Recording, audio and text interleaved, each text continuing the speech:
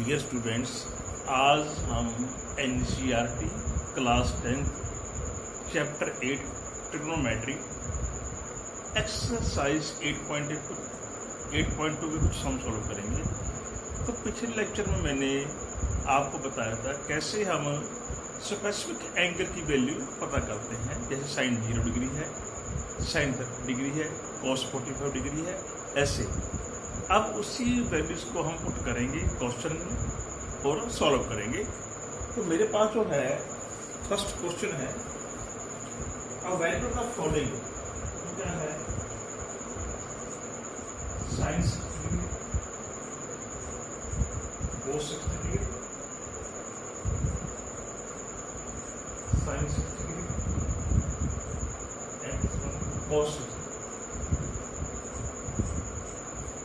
इसका हमने कितना आंसर है, किसकी कितनी वैल्यू है, इसको अवैल्यूएट करेंगे। तो टेबल में से जो मैंने बताया था आपको उस दिन, उसमें से आप वैल्यू चेक करो। तो जो साइन 60 है वो होता है √3/2,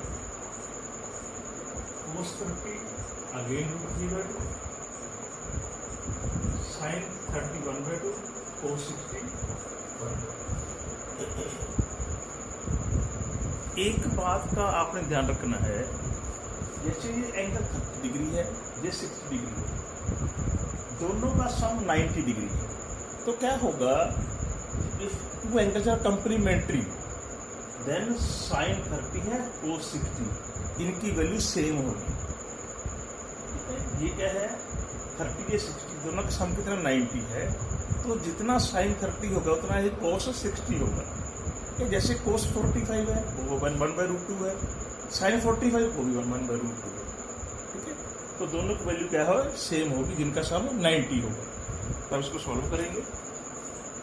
दिस वन भी 3/4 1/4, तो 4 के आगे एलसीएम अपना आगे 4/4 इक्वल। तो this is the first part. तो सेकंड पार्ट कैसे करेंगे इसका, सेकंड करते हैं 2 tan square 45 degree plus cos square degree minus sine square 60 degree. पहले तो इसको हम ऐसे लिखेंगे, स्क्वायर को हम बाहर ले जाएंगे। आपने स्क्वायर को जो है बाहर ले जाना है।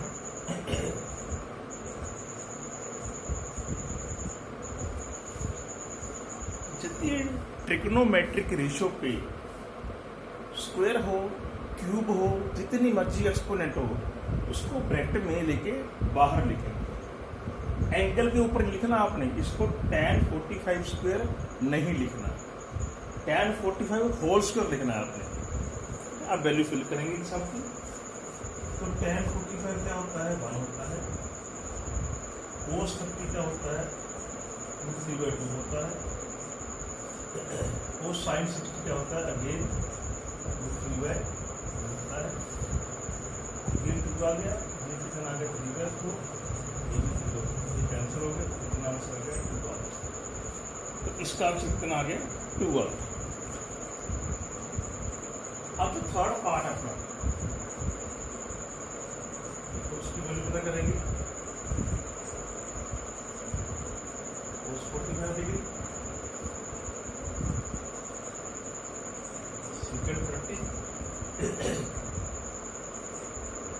प्लस कोसेकेंट 30, इसकी वैल्यू हमने फाइंड करनी है। तो कोस 45 1/√2 होता है। जो सेकेंड 30 है वो कोस का रेसिप्रोकल है। कोस 30 की कितनी वैल्यू थी, √3/2, इसका रेसिप्रोकल तो 2/√3। ऐसे ही कोसेकेंट 30 साइन 30 का होता है रेसिप्रोकल, 2 आ गया 1/√2। तो यहां से हमने एलसीएम ले लेना है, ये एलसीएम ले लो, इसको हम अब ऊपर ले जाएंगे। ये बन जाएगा √3/√2 × 1/2 + उसको हम करेंगे रैशनलाइज्ड। तो पहले तो करेंगे √2 से मल्टीप्लाई डिवाइड बाय √2।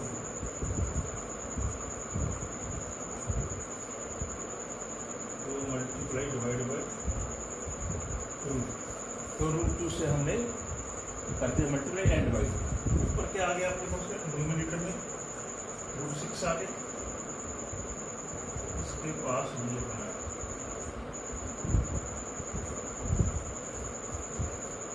ये √6 हो गया, ये 2 हो गया। अब इससे करेंगे रैशनलाइज।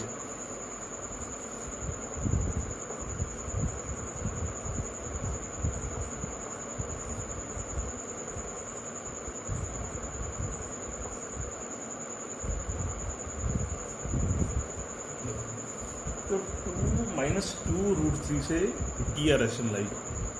रैशनलाइज मीन क्या होता है, आपने सेम नंबर से करना होता है मल्टीप्लाई और उसी नंबर से करना होता है डिवाइड।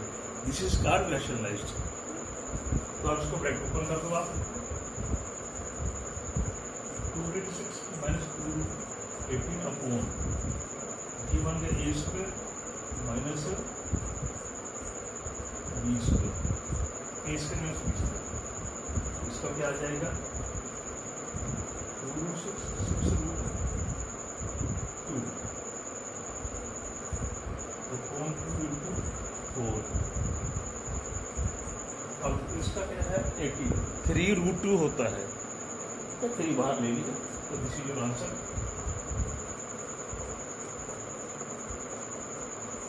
ये अगर -8 -16 तो -2 आप कैंसिल कर दो, -2 से डिवाइड कर देंगे, ये आ जाएगा डिवाइड बाय -2। ये प्लस का हो जाएगा और ये माइनस का हो जाएगा। 2 हमने कॉमन निकाल के कैंसिल कर दिया।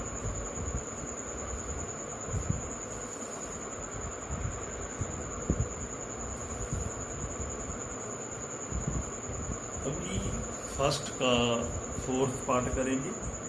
तो sin 30 तो स्टेटमेंट लिखेंगे पहले।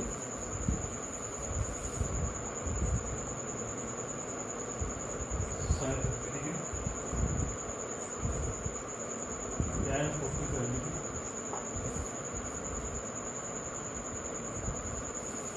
Minus cosecant 60 degree upon second 30 degree plus cos 60 degree plus cot 45।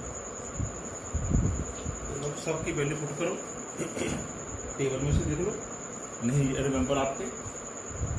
तो sin 30 होता है 100, tan 45 1 होता है, कोसेक 60 2/√3। जो कोसेकेंट 60 है वो क्या है, साइन का रेसिप्रोकल है। तो साइन 60 क्या होता है √3/2 होता है, ये 2/√3 हो जाएगा। ऐसे सेकेंड 30 किसका रेसिप्रोकल है, cos 30 का, अगेन 2/√3 प्लस 1/2 प्लस एलसीएम लेंगे दोनों का न्यूमरेटर और डिनोमिनेटर। 2√3 प्लस 2√3 माइनस 4 आ जाएगा। इसका भी एलसीएम 2√3 आ गया, 4 प्लस √3 प्लस 2√3। तो ये एलसीएम कैंसिल हो गया आपका, ये बन गया आपका 3√3 माइनस 4 और डिनोमिनेटर में बन जाएगा 3√3 प्लस 3√3 माइनस 4 एंड 3√3 प्लस 4। अब इसको करेंगे रैशनलाइज करेंगे।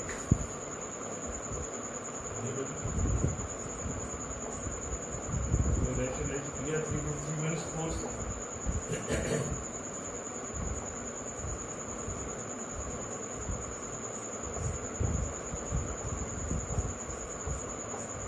तो स्क्वायर बन गया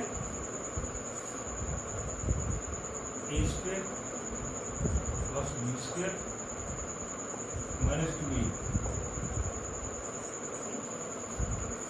a² means 3√3² 27, b² 16, 2ab 24, √3 upon a square minus b square 43 √3 upon 11।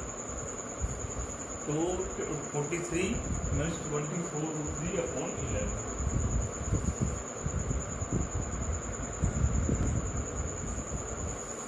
तो इसका फर्स्ट का फिफ्थ पार्ट करेंगे। 5 cos के 6 plus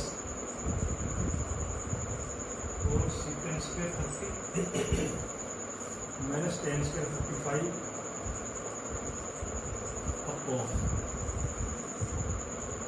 sin square 30 plus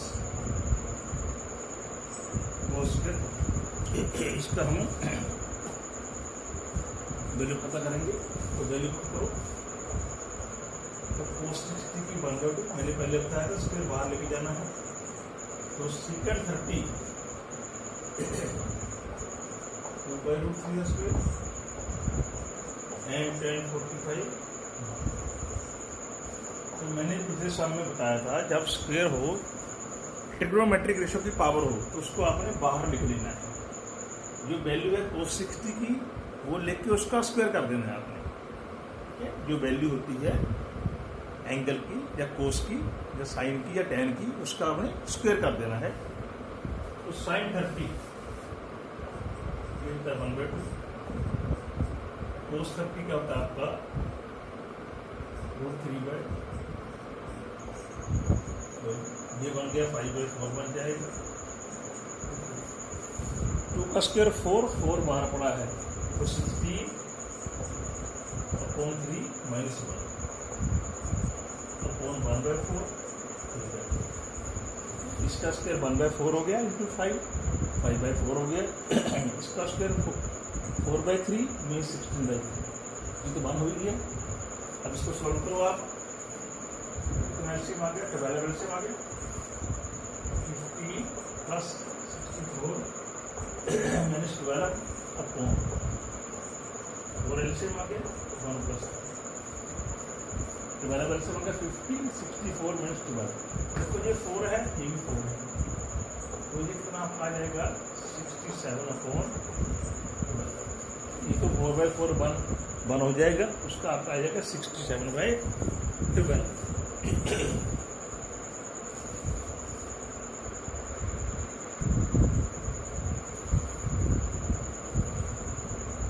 exercise 8.2 का थर्ड सम करेंगे। पहले आप tan a प्लस बी और tan a माइनस बी दे रखा है,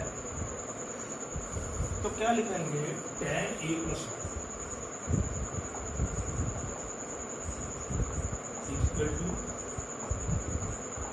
√3 है, और जो tan a माइनस बी है वो कितना है? 1/3 है। अब जो दोनों एंगल हैं ए और बी, दोनों का सम करेंगे। दोनों सम करके ग्रेटर देन 0 है but less than equal to 90 degree है। एंड आपको ये जो एंगल ए है वो एंगल बी से बड़ा है। तो जो ए और बी है meet both are acute angle, दोनों का सम या तो 90 है या 90 से छोटा है और ग्रेटर देन क्या है? 0 है। तो अब हम टेबल में से देखेंगे tan के कौन से एंगल की वैल्यू √3 होती है। तो यहाँ पे लिखेंगे tan a प्लस बी, इधर लिखेंगे tan 60। तो फिर हमको पता है tan 60 जो होता है, tan 60 दैट इज √3। तो हमने इधर जो न्यूमेरिकल वैल्यू है उसकी जगह पे ट्रिग्नोमेट्रिक रेशियो लिखनी है किसी एंगल की, और लिखेंगे इसके tan की, तो इधर tan है तो tan 60 √3 होता है। और जहाँ क्या लिखेंगे? tan 30, बिकॉज tan 30 क्या होता है? 1/3। तो ध्यान रखना है, इधर tan है, इधर भी tan आएगा। एंड क्या लिखेंगे? tan A minus B equal to tan 30। तो दोनों तरफ आपकी ट्रिग्नोमेट्रिक रेशियो सेम होनी चाहिए। tan A plus B tan 60, tan A minus B tan 30।